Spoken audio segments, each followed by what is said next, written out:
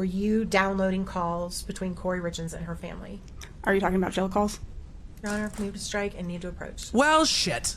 It is Wednesday, it's February 25th, but it's day 735 of trial, aka day 3. I will be using that synonymously. It's been 84 years, but yesterday we saw Attorney Ramos have a change up 100% in the style, and maybe we'll see that from the defense because there are times when they make good points, but sometimes those points get lost for me in the snark and the just kind of rudeness.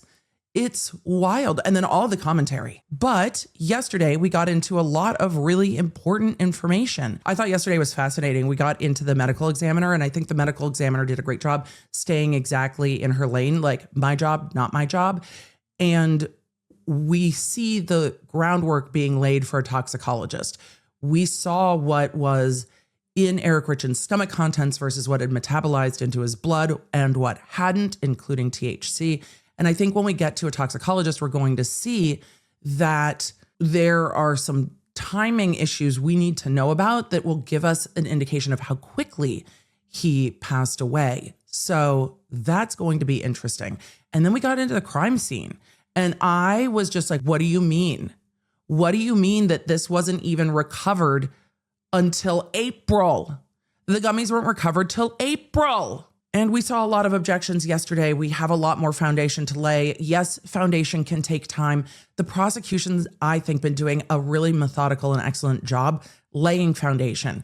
Do you recognize this? Where did you get it from? Here it is. I'm hoping that we will see more photos, because seeing the scan with like the dots of this was found in the cabinet, great. But do we also have a photo of what was recovered in the cabinet? And can we see those too?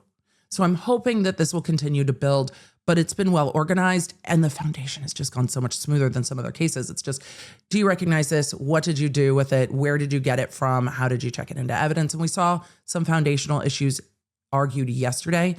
When the defense argues everything in the 400 series of the rules of evidence, 401, 402, 403, 404, 406, 408, it's preserving every single objection.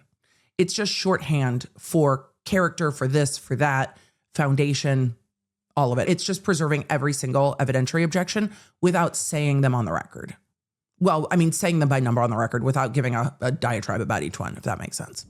As another part of your duties, and I want to use our language really carefully here, so if you could match my language, that would be helpful, okay? Okay. What are we treading into that you don't want to tread into? Were there calls between Ms. Richins and her family Oh. that you obtained recordings of?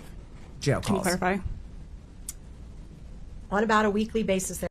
Did you obtain calls between Kouri Richins and her family? Kouri had a lot of jail calls that were downloaded. The jury does not know that Kouri Richins is in custody. So we need to talk about this carefully. A, is something that could have happened before court. B, it's something they could have approached the judge with and be like, hey, I want to ask the witness. Can you advise the witness? C, it's something they probably could have stipulated to. They chose not to do any of that. Here we are. But the jury does not know Kouri Richins is in custody.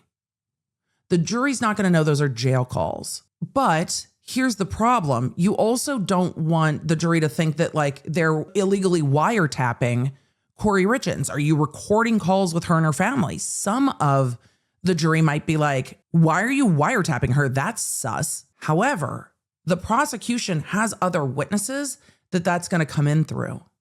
I don't know why she's treading into this with this witness. Because A, you can stipulate, because those come from the sheriff's department, from the jail. I don't know why we're trying to tread this water with this witness. Because with other witnesses, you won't have to parse it again. Did you recover these calls? Yes. So is it normal for the jury to not know a defendant's in custody? Yes. It is very normal. It's why they are dressed in civilian clothes. It's why the tables have table skirts on them so you can't see the ankle chains on an in custody defendant. Courts go a very long way to not lead the jury to an improper perception like, oh, that person's in jail oranges and handcuffs, must be guilty. But this is a tenuous area for cross.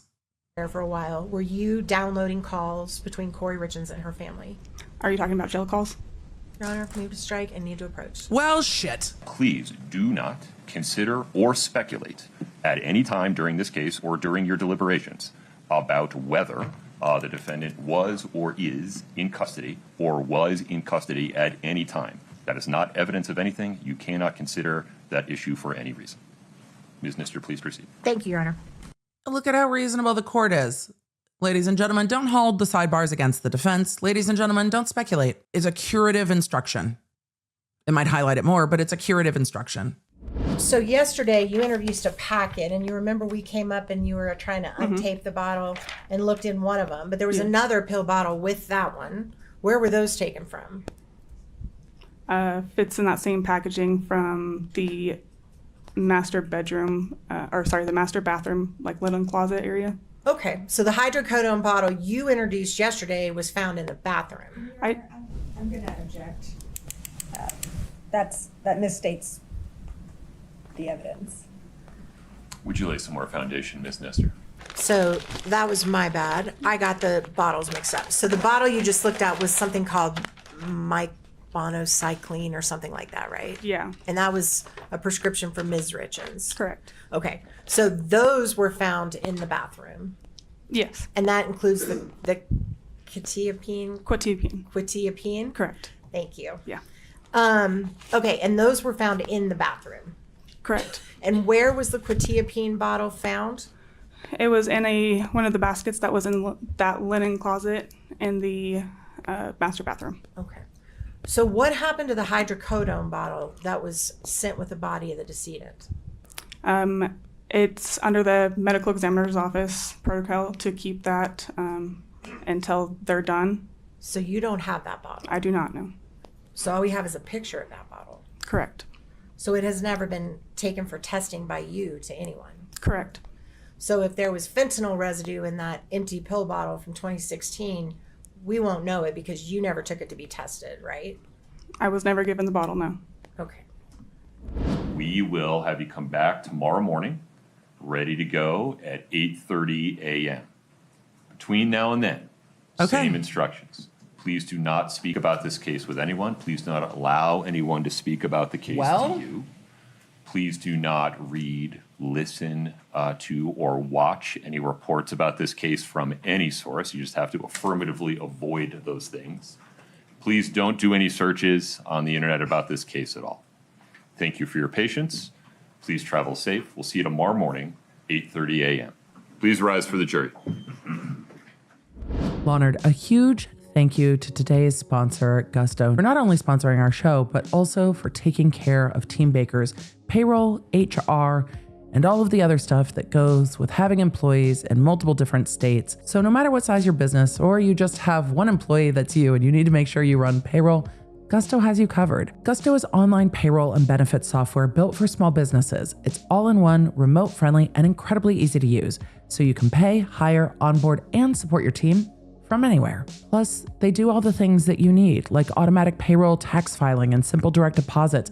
You can take care of health benefits, commuter benefits, workers' comp, 401ks, you name it. And it runs unlimited payroll for one monthly price. No hidden fees or surprises, and it's not constantly changing. And Gusto has access to certified HR experts to help and support your business through whatever you need, because you probably don't need them all the time. But when you do, you do. It's no wonder that they are the #1 payroll software according to G2 for fall 2025 and trusted by over 400,000 small businesses, including Baker Media. So try Gusto today at gusto.com/EDB and get 3 months free when you run your first payroll. That's 3 months of free payroll at gusto.com/EDB. One more time, gusto.com/EDB.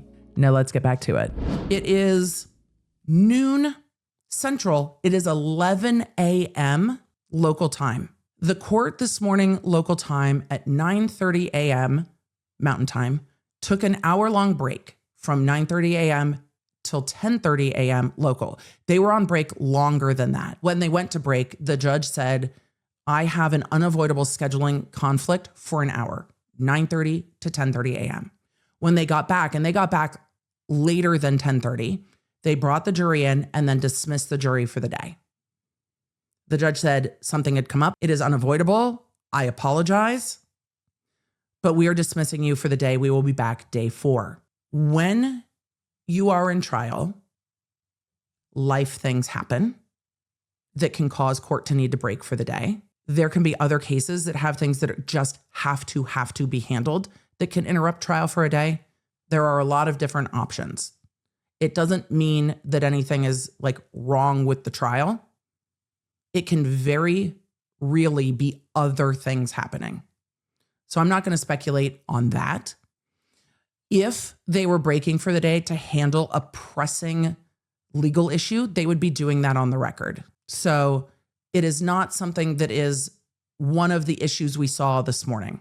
Thanks for joining me. If you enjoyed this episode and don't want to miss updates on your favorite cases, you're going to need the Law Nerd app at lawnerdapp.com. That way you can stay in the loop on the cases that matter most to you, and you never know when you're going to catch feelings for a new case. So make sure you get it for free on iOS and Android. Thank you for being here, and thank you for being a Law Nerd.